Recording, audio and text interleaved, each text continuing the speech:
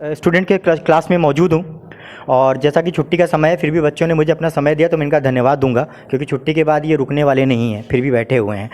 तो बहुत ज़्यादा समय न लेते हुए मैं पहले बच्चों से बात करना चाहूँगा। पहले तो मैं आपको इंफ्रास्ट्रक्चर दिखा दूँ। ये भी निर्माणाधीन ऊपर का भी पूरा एक कक्ष है जहाँ पे प्लास्टर नहीं किया गया है, फर्शें एज इट इज़ हैं।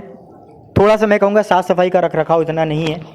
मैं यहाँ के शिक्षक से बात करता हूँ, ज़्यादा समझ लो। सर आपका नाम क्या है? सत्य प्रकाश। सर आप क्या पढ़ाते हैं? इंग्लिश पढ़ाता हूँ। इंग्लिश पढ़ाते हैं। सर मुझे आप बताएं, जैसे कि विद्यालय में आपके में आया तो मुझे आप बताएं कि विद्यालय में आपके परिसर में इतने समय बाद विद्यालय में बच्चे आ रहे हैं, बच्चे भी संख्या में आपके यहाँ ज़्यादा हैं और शिक्षक बहुत कम मात्रा में हैं। तो इस कोविड प्रोटोकॉल के समय पहली चीज़ तो आपको बच्चों को पढ़ाने में किस तरह की परेशानी आ रही हैं, और पढ़ाने के साथ में अगर मैं आपसे पूछूं कि जैसे भी बिल्डिंग में इंफ्रास्ट्रक्चर में थोड़ी बहुत मुझे जो कमी दिखी है, हो सकता है माफ़ करिएगा कि ना हो, लेकिन मेरे हिसाब से मुझे दिखी हैं, तो उसके लिए क्या प्रयासरत अभी विद्यालय कर रहा है, क्या प्रयास कर रहा है? अब प्रयास में ये है कि पहली बात तो यहाँ साफ़ सफाई, या जैसे बिल्डिंग का आप देख रहे हैं प्लास्टर वगैरह नहीं है, तो जो यहाँ डेकोरेशन है क्लास की उसकी कमी है, और थोड़ा कर्मचारी और टीचर दोनों की ही कमी की वजह से ये सब समस्याओं से हम लोगों को सामना करना पड़ रहा है। और तो रही बात पढ़ाई की, तो पढ़ाई तो फ़िलहाल बच्चे लगभग टर्न अप होते हैं, और कुछ बच्चे लापरवाही कर रहे हैं कि जो स्कूल नहीं आते हैं। वैसे हमारे यहाँ एडमिशन तो बहुत अच्छा हुआ है, बशर्ते बच्चों का जो उपस्थिति है वो काफ़ी कुछ गड़बड़ होती है, लेकिन फिर भी काफ़ी बच्चे आ जाते हैं। सर उपस्थिति कम क्यों है? इसलिए है कि ये पहली बात तो कोरोना में सब लोग फ्री में पास हो गए। सर वो तो खैर उसमें कुछ कर भी नहीं सकते, इसलिए पढ़ाई का वैल्यू जो है वो बच्चे समझ नहीं पा रहे हैं, और गार्जियन भी इस बात के लिए थोड़ा सीरियस नहीं है, और यही कारण है। सर देखिए मैं इस चीज़ पे तो एक आपको मैं बोलना चाहूँगा कि कोई ऐसे पास नहीं हुआ है, मजबूरी थी। नहीं, मजबूरी तो थी, लेकिन होता क्या है, जब हम मेहनत करके कोई चीज़ अचीव करते हैं तो उसकी वैल्यू समझ में आती है। एक आप शिक्षक हैं, मैं आपका दर्द समझ सकता हूँ। जी जी। तो मुझे और आपसे एक चीज़ पूछनी है जी।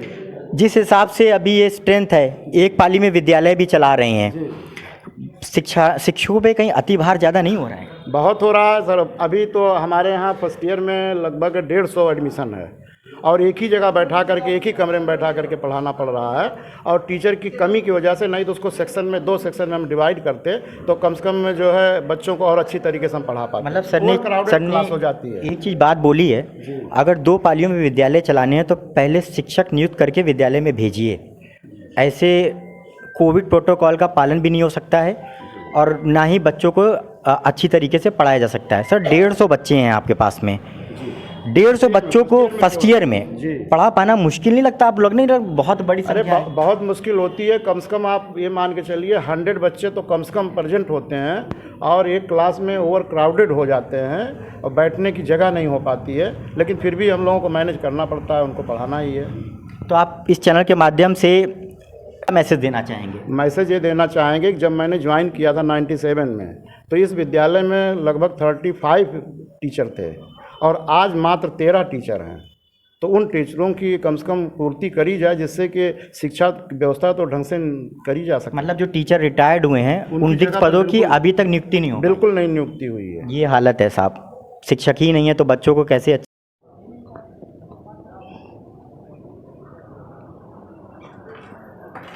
थाना है। मैं यहाँ पर प्रवक्ता भौतिक विज्ञान हूँ और उप प्रधानाचार्य के पद पर भी कार्यरत हूँ।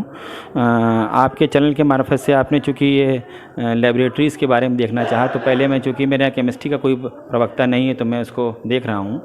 केमिस्ट्री लैब हमारी सामने है, बाकी ये कुछ केमिकल्स जो है रखे हुए हैं। रूटीन वे में हमारे यहाँ काम होता है, जितने भी अम्लीय जो मूलक हैं, क्षारीय मूलक हैं, ये मैंने क्लास 11th और 12th के बच्चों को सब रूटीन वे में कराया है। इधर भी तमाम मूलक रखे हुए हैं, ये रूटीन वे में हमारे यहाँ काम होता है। इधर की लैब्स में थोड़ा सा हम लोग अगर आते हैं तो ये देखिए शीशी वाइज हमारे यहाँ हर चीज़ रखी है। H2SO4, dilute acid, nitric acid, सारी हर एक उस पर रैक्स पर कहीं ना कहीं आपको ये चीज़ें मिलती, खाली होती जाती, भरती जाती हैं। सारे सामान अवेलेबल हैं, हर चीज़, जितने भी ये शीशियाँ हैं, जैसे हाइड्रोक्लोरिक एसिड, नाइट्रिक एसिड, जैसे कि NH4OH, अमोनियम हाइड्रोक्साइड, NaOH, ऐसे बहुत से। साथ ही साथ हमारे यहाँ रिएजेंट्स भी तमाम सारे वो जो है रखे हुए हैं।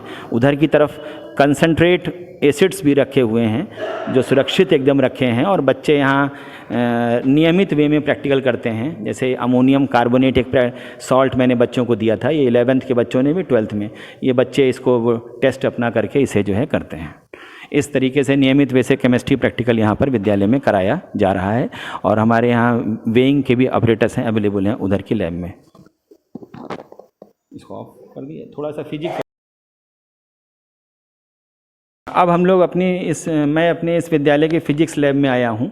यहाँ पर आपको पूरे ऑपरेटर्स देखिए, चाहे म्यू ऑपरेटर्स हो, ये लाइट के ऑपरेटर्स हैं, और रमेश जरा इधर भी खोल दो आकर के सेफ, ये सारे फर्स्ट ईयर के ऑपरेटर्स हैं। इलेक्ट्रिसिटी के सारे ऑपरेटर्स हैं, जरा इसे खोलो। ये हमारे यहाँ सारे 11th और 12th के ऑपरेटर्स हैं जो वर्किंग जो कंडीशन में हैं। बच्चे बहुत ज़्यादा रूटीन वे में, लगभग हफ्ते में 4 दिन 11th 12th वाले रूटीन वे में फिजिक्स प्रैक्टिकल और केमिस्ट्री प्रैक्टिकल करते हैं। खास करके दोनों प्रैक्टिकल बराबर से मैं कराता हूँ।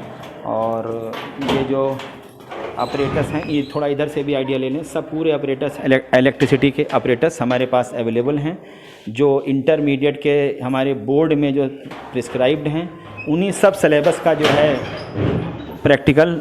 इधर से भी थोड़े ऑपरेटर्स जो हमारे 11th 12th में बोर्ड में जो हमारे प्रिस्क्राइब्ड हैं, उसके सब ऑपरेटर्स अवेलेबल हैं, और इससे नियमित वे में यहाँ प्रैक्टिकल जो है कराया जाता है। बाकी ये सब इलेक्ट्रिसिटी के रखे हुए हैं, लाइट के रखे हुए हैं, और फर्स्ट ईयर के ऑपरेटर्स हैं, स्क्रू गेज हैं, वर्नियर कैलिपर्स हैं। वेल इक्विप्ड लैब है, पर सारे ऑपरेटर्स अवेलेबल हैं। ये इसका वो है, रूम है, यहाँ पर लेबोरेटरी है। ये भी वेल मेंटेन्ड है, लाइट भी है, और प्रॉपर वे में काम होता है यहाँ पर। तुम भी बोलना चाहोगी? ये हमारे असिस्टेंट हैं, ये भी अच्छा सामान वामान देते रहते हैं। रमेश जी हैं, ये देते रहते हैं।